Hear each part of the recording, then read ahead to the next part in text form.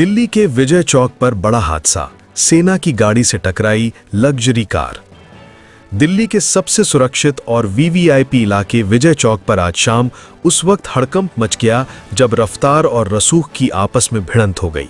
सेवा तीर्थ के ठीक सामने एक ऐसा सड़क हादसा हुआ जिसने सुरक्षा एजेंसियों के कान खड़े कर दिए। दरअसल भारतीय सेना की एक गाड़ी और कांग्रेस भारत सरकार लिखी एक सफेद इनोवा कार के बीच जोरदार टक्कर हो गई। टक्कर इतनी भीषण थी कि इनोवा कार खिलौने की तरह सड़क पर पलट गई।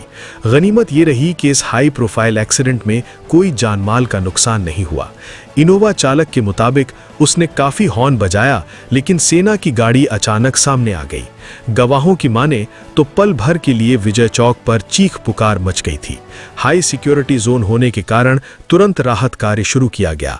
पलटी हुई गाड़ी को सीधा किया गया और यातायात सामान्य कराया गया। फिलहाल पुलिस इस मामले की जांच कर रही है कि इतनी सुरक्षित जगह पर यह चूक कैसे हुई। दिल्ली उस्मानपुर एनकाउंटर, असद गैंग के 3 बदमाशों को गोली लगी। दिल्ली पुलिस की क्राइम ब्रांच ने उस्मानपुर इलाके में एक मुठभेड़ के बाद 3 बदमाशों को गिरफ्तार किया है।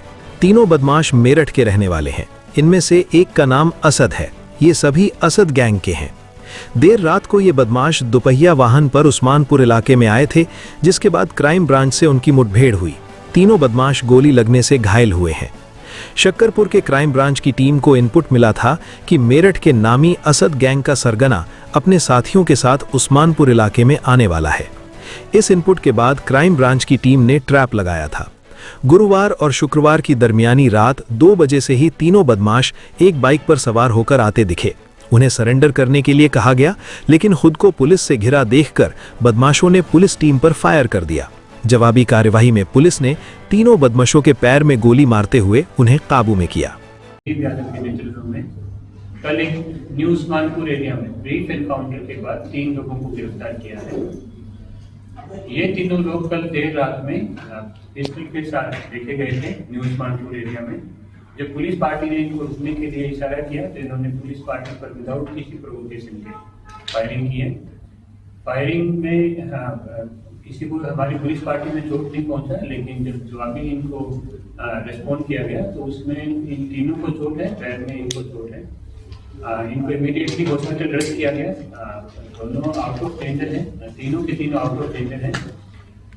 इसमें जब इनसे पूछताछ की गई है तो जो मेन इसमें क्रिमिनल है वो असद नाम का एक क्रिमिनल है जो मेरठ का रहने वाला है। और इसने पूछताछ के दौरान बताया कि अभी 6 फरवरी को इसने एक असलम नामी के शख्स की वहाँ पर मर्डर किया था और इनडिस्क्रिमिनेट फायरिंग उसने वहाँ भी किया था मेरठ में, और एक बड़ा ही ब्रूटल मर्डर इसने अंजाम दिया था। पूछताछ में इससे पता चला है कि मेरठ में 2 गैंग बात करते हैं। एक का अरशद लीडर हुआ करता था पहले और एक गैंग को असलम लीड करता था। असलम ने अरशद का मर्डर किया था 2024 के बीच में, कहीं जून में 2024 के आसपास मर्डर किया था। उसी का बदला लेने के लिए असद ने अपने भाई की हत्या का बदला लेने के लिए उसने असलम पर अभी अटैक किया। असलम जेल चला गया था। जेल से जब बाहर छूट करके आया तो उसको निशाना बनाया और उसका भी इसने मर्डर किया है। इससे जब पूछताछ हुई तो इसके पुराने केस भी हैं, काफ़ी सारे केस इसके, करीब 9 या 10 केस इसके वहाँ पर रॉबरी के हैं, अटेम्प्ट मर्डर के केस हैं, बहुत ही क्रेडिट क्रिमिनल नहीं है। जो दोनों इसके साथी हैं उनका क्रिमिनल बैकग्राउंड भी वेरीफाई करने, लेकिन इनके 4 शूटर बताए गए हैं इसके। इनके पोजेशन से 3 सेमी ऑटोमेटिक पिस्टल रिकवर हुए हैं, 11 इनसे लाइव कार्ट्रिज रिकवर हुए हैं। मौके से सीन ऑफ क्राइम से 9 MP कार्ट्रिज रिकवर हुए हैं और एक मोटरसाइकिल है जो यूपी रजिस्ट्रेशन नंबर है जिस पर, और ये दयालपुर थाने से चोरी की मोटरसाइकिल इनके पोजीशन से रिकवर हुई है। दिल्ली में कार से मिले 3 शवों के मामले में गाजियाबाद से आरोपी अरेस्ट, परिवार बोला वो बेकसूर। गाजियाबाद के लूनी थाना क्षेत्र के विजयनगर फेज 2 जैतून अब्बासिया मस्जिद के पास रहने वाले सूफी कमरुद्दीन को दिल्ली के पीरागढ़ी फ्लाईओवर पर कार में 3 लाशें मिलने के मामले में गिरफ्तार किया गया है। पुलिस की ये कार्रवाई देर रात की गई, जिससे पूरे इलाके में हलचल मच गई। परिवार का कहना है कि पुलिस रात में घर पहुंची और छत के ऊपर चढ़कर पड़ोसी के मकान से दरवाजा खुलवाया। इसके बाद सूफी कमरुद्दीन को हिरासत में ले लिया गया। घर में मौजूद उनकी पुत्र वधू ने बताया कि सिर्फ उनके ससुर ही नहीं बल्कि परिवार के कुछ अन्य पुरुष सदस्यों को भी पुलिस साथ ले गई है। पुलिस ने बस इतना बताया कि हत्या के एक मामले में पूछताछ के लिए ले जाया जा रहा है। 5 तो भैये ससुर हैं, जेठानी, सास और नंद बड़ी। तो कुल कितने लोगों को गिरफ्तार किया गया? वो तो तुम्हें गिनती कर लो, 5 भाई हो गए, 3 लेडीज हो गई, एक वो है 9 लोगों को।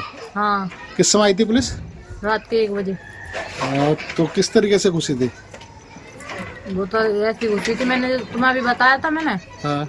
गेट पे गेट बजा रहे थे बार बार कि हमारा बच्चा बीमार है, बड़े ऑफिसर का बच्चा बीमार है, उसको दिखाना है हमें, बड़ा बच्चा हमारा बीमार है।